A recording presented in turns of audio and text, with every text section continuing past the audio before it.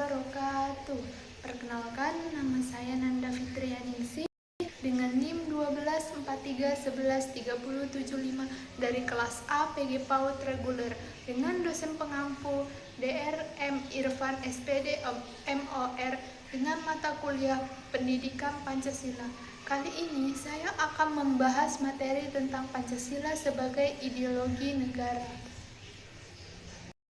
Kali ini ada beberapa pembahasan yang saya akan bawakan. Yang pertama ada pengertian dan pentingnya Pancasila sebagai ideologi, dan yang kedua fungsi ideologi, yang ketiga macam-macam ideologi, dan yang keempat perbandingan ideologi Pancasila dengan paham ideologi besar lainnya di dunia, dan yang kelima pentingnya ideologi Pancasila di tengah ideologi-ideologi lainnya.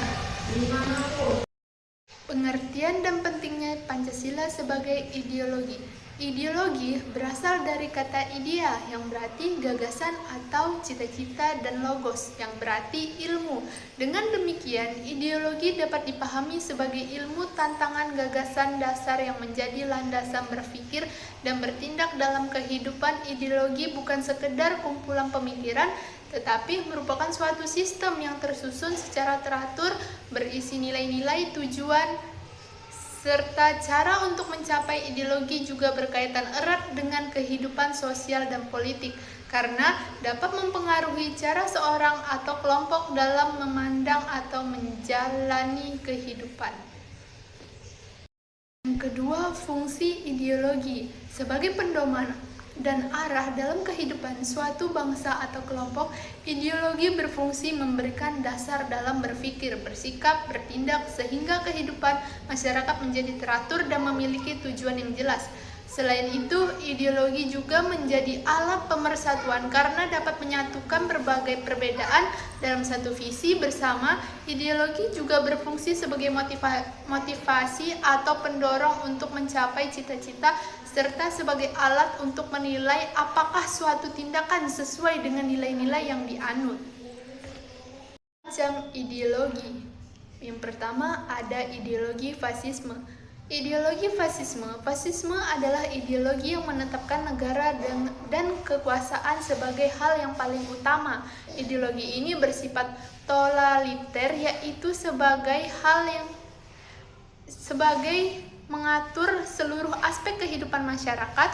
Fasisme tidak percaya pada kebebasan berpikir dan menolak persamaan derajat manusia. Dalam praktiknya, fasisme menggunakan kekerasan, propaganda, dan militerisme dan mempertahankan kekuasaan.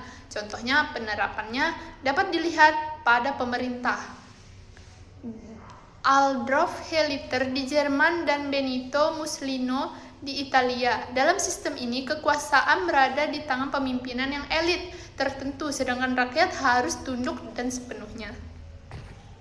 Selanjutnya, ideologi komunisme. Komunisme merupakan ideologi yang didasarkan pada ajaran Karl Marx dan Friedrich Engels yang kemudian dikembangkan oleh Lenin dan tokoh lainnya. Ideologi ini dapat dikembangkan untuk menciptakan masyarakat tanpa kelas di mana semua alat produksi dimiliki oleh negara.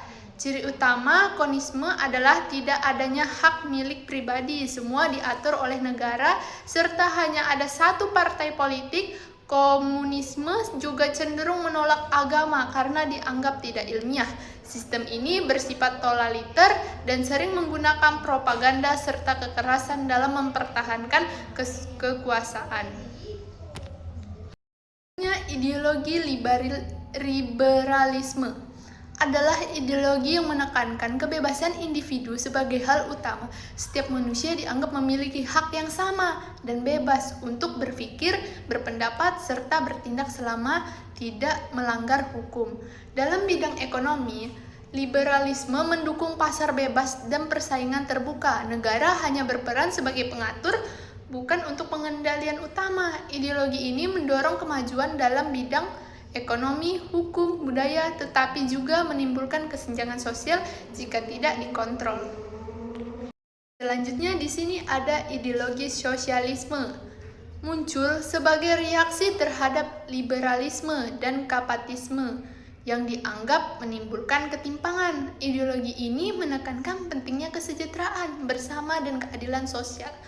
Dalam sosialisme, negara memiliki peran besar dalam mengatur perekonomian dan distribusi kekayaan agar tidak terjadi kesenjangan, meskipun kekayaan agar tidak dapat mengakui keberadaan hak milik pribadi, namun dengan batas tertentu demi kepentingan masyarakat. Selanjutnya ada ideologi Islam. Ideologi Islam bersumber dari ajaran agama Islam, yaitu Al-Quran dan hadis. Ideologi ini mengatur seluruh aspek kehidupan manusia, mulai dari hubungan Tuhan sesama manusia hingga di kehidupan sosial dan politik. Nilai utama dalam ideologi Islam meliputi keimanan kepada Tuhan Yang Maha Esa, persatuan, keadilan, musyawarah, dan tolong-menolong. Dalam ajaran Islam, manusia dipandang memiliki derajat yang sama dan di hadapan Tuhan harus menjalankan kehidupan secara adil dan bermoral. Ideologi Pancasila. Pancasila merupakan ideologi bangsa Indonesia yang lahir dari nilai budaya, adat, istiadat, dan agama yang berkembang dalam masyarakat Indonesia. Pancasila tidak berasal dari luar, melainkan digali dari kepribadian bangsa sendiri. Sebagai ideologi, Pancasila memiliki ciri khas yang bersifat terbuka, fleksibel, dan mampu menyesuaikan dengan perkembangan zaman. Nilai-nilai ini terkandung di dalam ketuhanan, kemanusiaan, persatuan, demokrasi melalui musyawarah, serta keadilan sosial. Pancasila juga menyeimbangkan kepentingan individu dan masyarakat sehingga tidak terlalu menonjolkan salah satu pihak seperti liberalisme dan komunisme. Perbandingan singkat ideologi, liberalisme menekankan kebebasan individu, sedangkan komunisme menekankan kepentingan negara, sosialisme menekankan kesejahteraan bersama, dan fasisme menekankan kekuasaan negara secara mutlak. Pancasila menyeimbangkan individu dan masyarakat. Pentingnya ideologi Pancasila. Pancasila memiliki peran yang sangat penting bagi bangsa Indonesia karena menjadi dasar dalam mengatur kehidupan bernegara.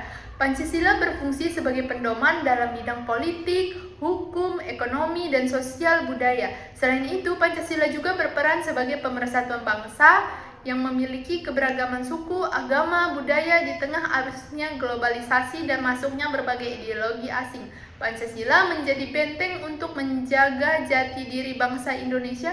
Upaya mempertahankan Pancasila dapat dilakukan dengan mengamalkan nilai-nilai kehidupan sehari-hari, menjadikan sebagai sumber hukum, serta menanamkan kesadaran berbangsa dan bernegara melalui pendidikan.